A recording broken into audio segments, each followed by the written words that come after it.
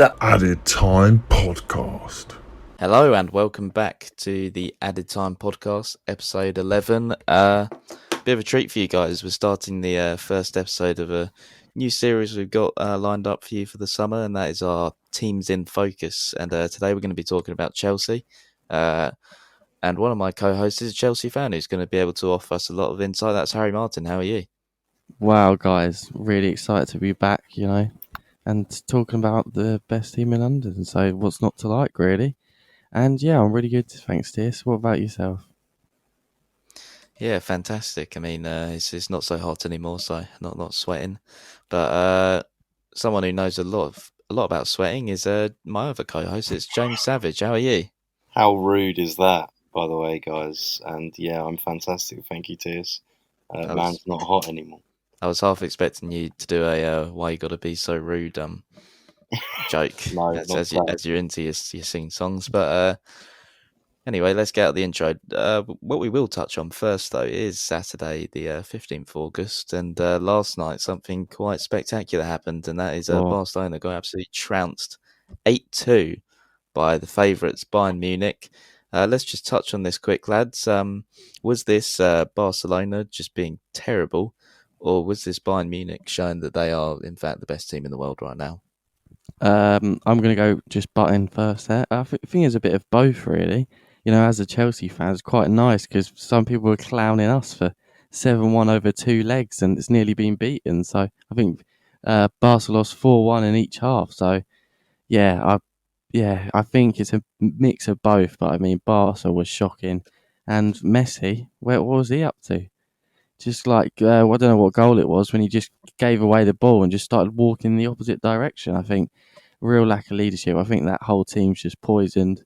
I feel a little bit bad for Setien, I think his name is, because I think whatever manager went there, I think the squad's just fucked and a lot of bad recruitment has just put them in a bad place. So, yeah, that's my thoughts really on that game. Yes, with Setien, I think the players do want him out. It's been said that Messi literally does not want him in at all, and he's been pushing for the likes of Bielsa and Xavi to get the job while Setien's still there. So that's not great from when that's your captain. This doesn't make for a good team spirit. But Barcelona really, this has been coming for a long time. Their transfer policy has just been terrible. I read last night that their scouts have met once this year. And they have in the last 2 years, they've been offered the likes of Havertz and players like that who would have been good signings, but instead they've gone for just splashing 100 million on Griezmann, who's towards the end of his career. That has to be one of the worst signings ever. He doesn't even work in their style. Like, I just don't know how they thought that was a good signing at all. And yeah, that was a very strange one for me, even when I saw it happen. And also for him to leave Atletico Madrid, like, I think their future looks a lot brighter than Barca's. Just a very strange decision all round. Yeah, I mean, there are some fingers to be pointed at Setien, of course. Bayern, if Man City go through, you'll know by the time this is out. But I do think that they've got a good chance against Bayern. They play with such a high line. I think someone said it's the highest line in Europe, and Sterling will be licking his lips at the chance to get in behind. And Barcelona decided to play Messi and Suarez, two old players, on top who aren't going to get in behind. And they had Arturo Vidal as a cam. I mean, you have Dembele, Griezmann, Fati all on the bench. Yeah, I thought with the pacey players who could get in behind. It's just awful tactics from me. Yeah, I thought Fati looked really good when he come on. So that's a whoa. I think someone's insecurities are taking root there. I didn't say anything. No, but I was saying Ansu Fati, there you go, James, was very good last night. And I think maybe he's one promising sign for that Barcelona team because I don't think there's much left of them that have any hope. And I think PK, I just read, came out after the match and said, if moving on's best for the club, we might have to do it. We might have to start looking internally to do what's best for Barca. So I think that's quite a interesting statement from him. So we could see quite a few of the old guard moving on. Yeah, for me, there's got to be a big overhaul of that squad, and they need to just stop thinking they can just splash out 100 million on a player and just think that it's all right. They've got to be proper with their scouting. But anyway, that's just our small thoughts. Let's get into the real topic of the episode, and that is Chelsea in focus. We're going to be talking about just what's going on at Chelsea at the moment? And I think the best place to start with that is our resident Chelsea fan, Harry. Would you like to talk us about how your summer transfer window's going and what the expectations are for last season, and touch on how you thought last season went? Well, I think last season summed up. I think at the start of the season, I think every Chelsea fan would have bit your hand off for how well it went. But I think at the end, it was a bit sour taste left with the last two games just because they were disappointing results. But I think overall, if you've got to look back from the start of the season, we're bringing up Championship players with they only played in the Championship with lack of Premier League experience, and Mount, Abraham, as much as you can say they're inconsistent, I think their stats still speak for themselves. And they did step up, and like players like Pulisic coming through looking very promising. So I think overall it was a good setup year for the situation. But next year I'm expecting a lot more. And I think with the business already, we've already got, I think, Ziyech in February and Werner wrapped up. So I'm quite happy with that already. But yeah, as we're touching on, we need to filling in the defence. And last night it broke that apparently we've made a breakthrough of Chilwell for 50 million, which isn't many Chelsea fans' first choice. And I know you and James have thoughts on Chilwell, but yeah, I think I'll take it Premier League proven. And end of the day, if Frank Lampard wants him and he can produce the goods next year, you got to trust him. Yeah, James's connection's gone, so I don't think we'll hear much Chilwell slander from him. But I'm quite keen on Chilwell, to be fair. Every time I go to a lot of England games, and every time I've seen him, I think he there is a good player in there. I think at the start of the season he was very good, but he just tailed off towards the end. I don't think he's worth the 80 million Leicester were asking for him earlier, but I'm hearing it's more towards the 50 mark. But that's what you got to play for an English left back these days. I think Reguilón maybe would have been a better signing, but yeah, I think Real Madrid may be more keen to keep him for their rebuild. I don't see why they'd get rid of him. I mean, they just signed Ferland Mendy, but I think Reguilón's a better player. But sticking with Chelsea, yeah, I think there is a team in there, and next season there's going to be a lot more pressure on Frank. I'll let you start on Lampard himself. I'm not so convinced. Can you convince me with just what his tactics are and what is his managerial style? Because personally, I don't see one. I mean, I think that's just a bit harsh, though. He's literally his second year of management last year, and I think as much as you want to say that maybe his Derby season wasn't successful, I think he was successful with Derby in his first season, and I think this season he was successful. Yeah, he made a lot of mistakes in certain games, wrong substitution, but he is learning, and I think he is getting better. And I think with the potential personnel, Havertz, who I'm sure we'll get onto, and Mount in the two. I think if we play the 4-3-3 with 2 8s, Kante sitting, and maybe Mount and Ziyech or Mount and Havertz or whoever in the 2-8, I think that would be very promising. I think we have lacked defensively, but whether that's a personnel problem or a managerial problem, I've yet to really find out. But I think Lampard does have a philosophy. He wants to play fast flowing attacking football and press high up the pitch, which you can see. But I just think he was even learning himself what his own style is, because I think at the moment it's a mix of all the great managers he's worked under. So yeah, I think people are too quick to judge him, but obviously it's hard now because there's a lot of comparisons with Gerrard, Arteta. So he's got to beat the others in his class to make it look better before Chelsea and for himself and his managerial career. Yeah, I do give him some leeway, as he's only had 2 seasons as a manager. But I think next season is where the scrutiny's really got to start happening, because he has had 3 finals he's played in now, been in charge of now, and that is experience. Most managers don't have a final in their whole career, so he's had that experience now. And I think the FA Cup final, he just really did tactically get it wrong with playing Giroud and then not playing to his strengths. There was no point in Giroud playing in that game, and that's where Chelsea really suffered attacking wise, in my opinion.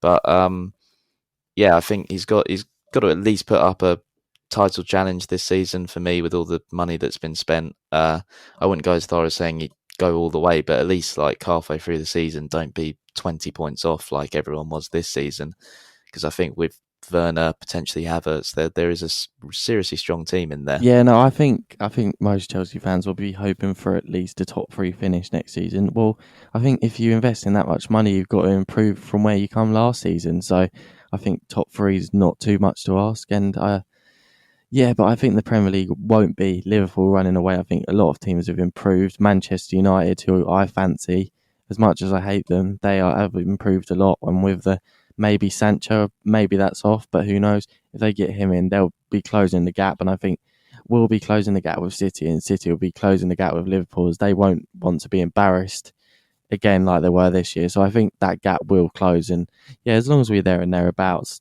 I think they'll be happy. But I think most fans will be wanting at least a top 3 finish. Yeah, Chelsea are known for being a sacking club, let's say. If they don't get what they want, the manager doesn't last. What do you think would get Lampard sacked this season? I think it'd have to be coming 6th or 7th or something like that. I think if he comes top 3 and we've shown sign of improvement, I think like half the reason when Sarri got sacked and he came 3rd is just the playing style was quite boring at times. We were quite laboured. We seemed to just grind out results. It didn't seem like the team was actually getting better, and I think that's sometimes half the problem with Chelsea. The fans moan about the style of play, where Sarri was actually quite successful. If you look what he did, Europa League and 3rd.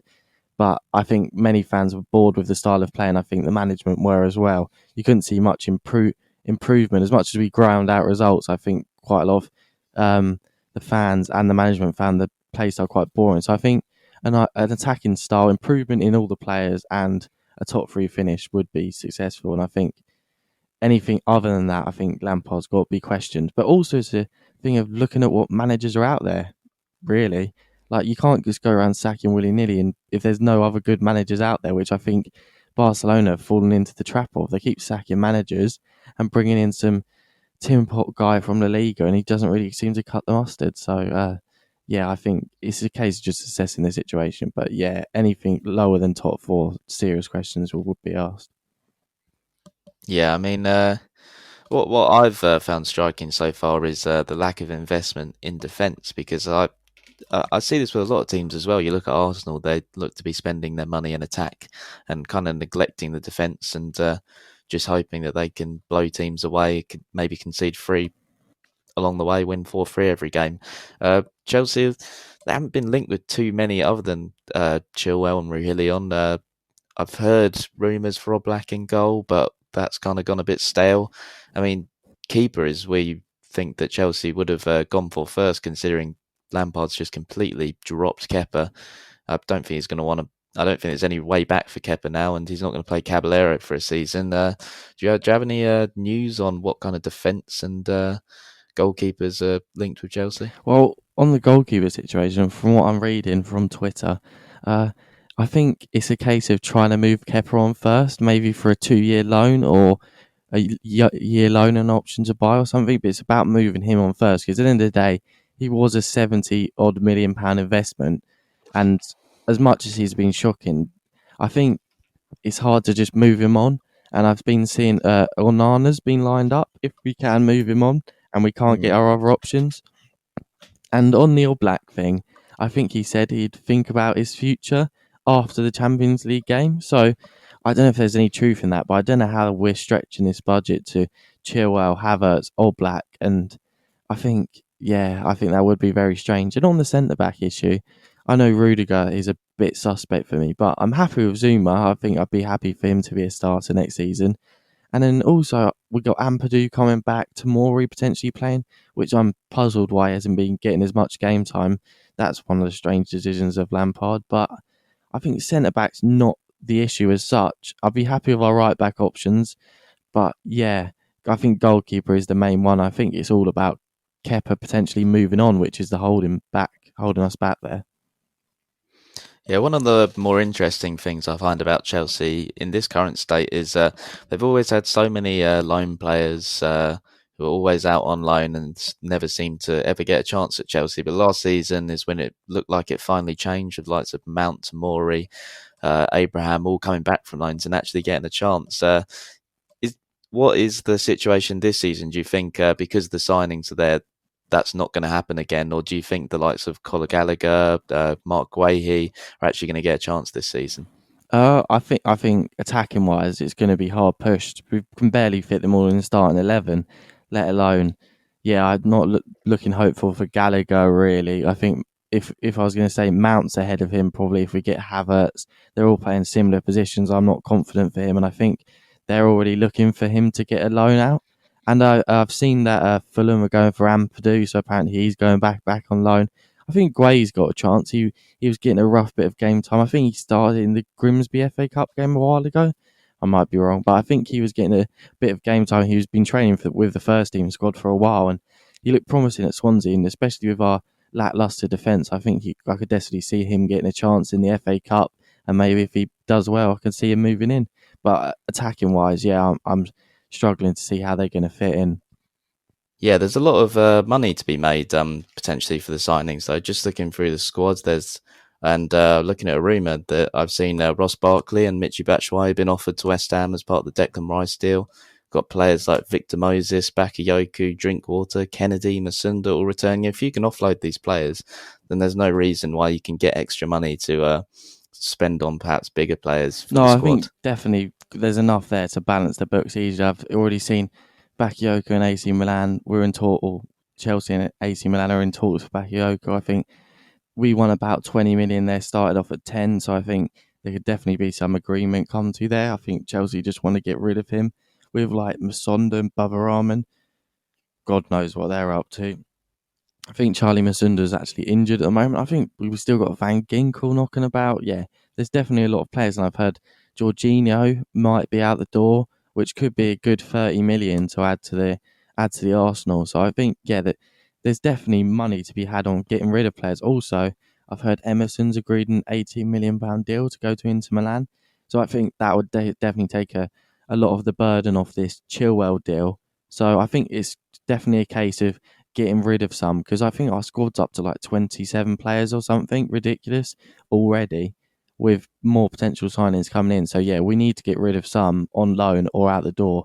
So I definitely think that's going to help with balancing the books. Yeah, and we'll finish on what are your personal expectations? What would you be happy with for this season? And what do you actually think like you will achieve this season? Think, as much as it sounds stupid, I think it does depend on Havertz. Apparently, on the Alex Goldberg podcast, he mentioned that we've made a breakthrough on a £60 million up front and a £30 or £25 million in add-ons. So that's probably a deal I'll be interested in. I think Havertz would take us to that next level. We'd have multiple, I think, a few world-class players in that team in attack now. Werner, Havertz, Pulisic, and I think would be a lot more dangerous. I think towards the end of the season, we looked blunted. Like all they had to do was mark Pulisic, and we'd sort of be played out of the game. And yeah, I think we're lacking in breaking down a low block. So I think next season, if we get Havertz in with the signs we've already got and maybe a new goalkeeper, I think top three is there for us.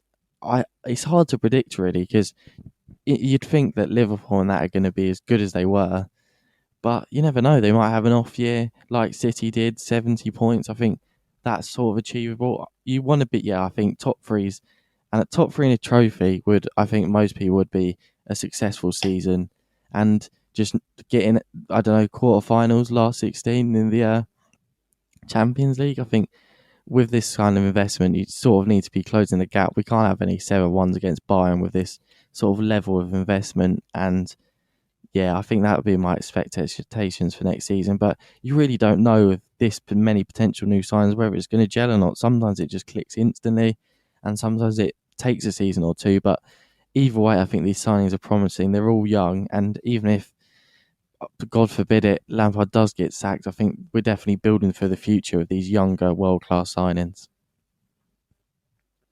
Yeah, for me, it's going to come down to how much Lampard's learned from his first 2 years of management, whether he can take the mistakes he's made and turn them into lessons and really get Chelsea pushed on this season. And of course, a lot of new players means it could take time to gel, and it's how quickly you can gel. Talking about my team, Brentford, we were awful for the start of the season, but that's because we signed 11 players and it took time to gel. And in the Premier League, if you have a couple months where you're just learning each other and you're not winning, it's going to come back to bite you, and it may set you up for a bad season. But the quicker Werner can be scoring goals and perhaps Ziyech can get to his best, the better for Chelsea. But I think Chelsea are definitely going to be an interesting team to watch this season. They were last season because of the goals that were flying in at either end. But no, I'm excited. And yeah, guys, thanks for listening. We'll be back next week with an Arsenal in-depth episode. We're going to hope to have a special guest on for that one. Hopefully, James will be back. Sorry, any James fans out there who have missed him this episode, but I'm not sure you would have wanted to listen to his audio. It would have been a bit rough. But, and guys, I just want to mention that been promoting it on Instagram quite a lot recently, and just want to say thank you for all the support on there. I've posted a picture the other day, and our listens went up by 7, I think, or 5 or something, literally in the day. So thanks for the support on there. And yeah, we'll hopefully be churning these out every Monday. You know, we've promised to stick to it for the rest of the next season, and we will. If we unfortunately have to lose James or lose me or Tiers at some point, we will get them out, guys. We promise. I think consistency is key. Whereas that's what we lacked last time. We were a bit sporadic with our uploads, but yeah, we're going to aim for every Monday, and hopefully we'll keep it up. Yeah, remember to subscribe to the YouTube, check out the website, and follow the Twitter. Thanks for listening, guys. Bye, We'll see you guys. next Monday.